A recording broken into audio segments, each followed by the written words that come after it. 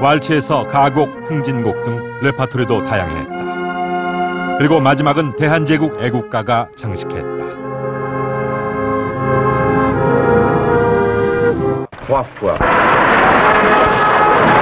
그러나 1904년 일본이 러일 전쟁에서 승리하고 1905년 을사조약이 체결되면서 사실상 고종의 근대화 프로젝트는 막을 내린다.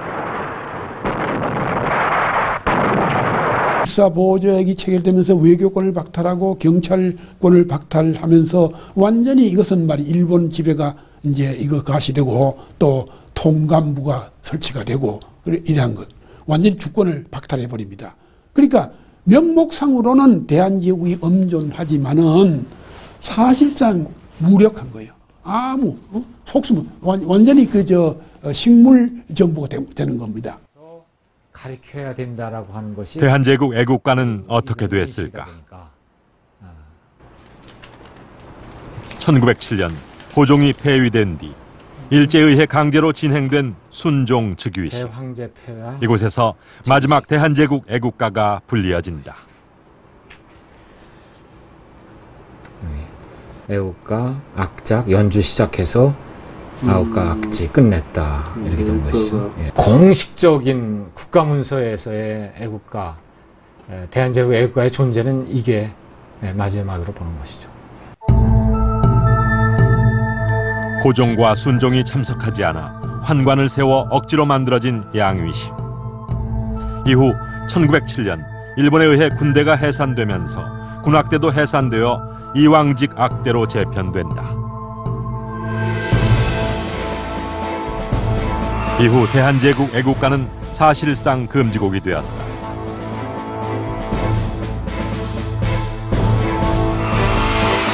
애국가 지은 죄로 평양 감옥에 가두다니 세상에 나라 사랑하는 죄는 한국밖에 없을지라. 한일 강제병합 전부터 금지된 노래 애국가. 식민 치하에서는 더욱 조직적이었다.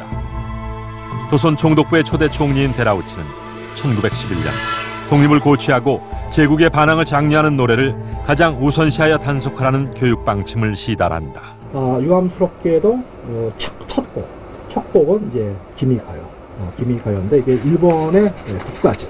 일본의 국가가 최초의 첫 곡으로서 배워지게 됩니다. 그래서 이후로는 1914년 이후로 1945년까지 학교의 모든 음악 교과서의 첫 곡은 전부 기미가요였습니다. 항상 기미가요로 부르게. 1914년 조선 총독부에서 발행된 장가집이 각급 학교에 전달된다. 이 장가집 제일 앞장에는 일본의 국가인 기미가요가 자리 잡고 있다.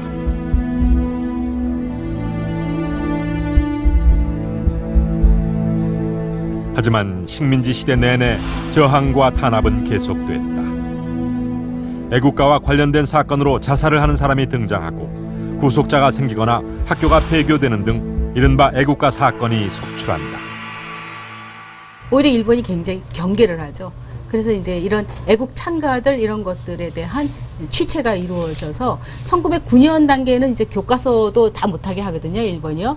그래서 특히 이제 애국이라는 말이 나오는 것들은 다 금지를 시키거든요. 그러니까 뭐 애국가들 이런 것들 다 못 부르게 하죠. 결국 이 애국가가 살아남은 거는 이제 국외 동포 사회에서 이 애국가가 살아남게 되고. 1914년 발간된 만주 광성학교의 최신 장가집.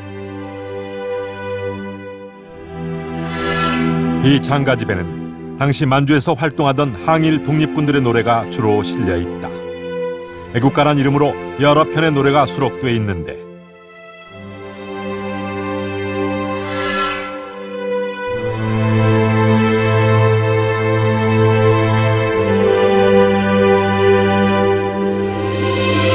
그 가운데 상제여 우리 대한을 도우소서로 가사가 바뀐 대한제국 애국가를 발견할 수 있다.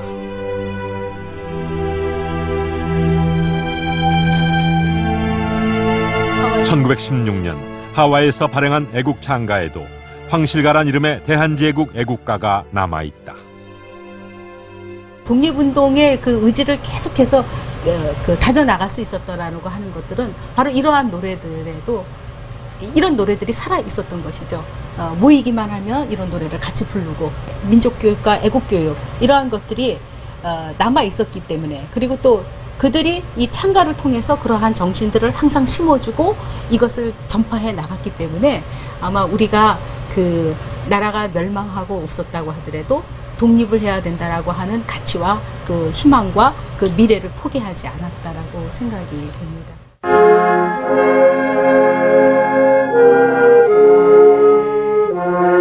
우리에게 국가는 곧 애국가였다. 식민지 시대 대한제국 애국가는 독립을 영원하는 이들의 나라 사랑하는 노래, 진정한 애국가가 되어 어두운 시기를 지탱하는 힘이 되었다.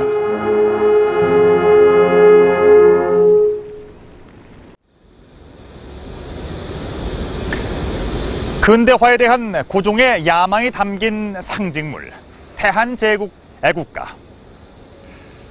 우리나라 최초의 국가라는 역사성과 상징성, 그리고 최초의 창작곡이라는 음악사적 중요성에도 불구하고 이토록 완전히 잊혀져 버린 배경엔 대한제국의 근대화 사업과 그 성과를 지워버리려는 일제의 집요한 역사 왜곡이 자리를 잡고 있었습니다.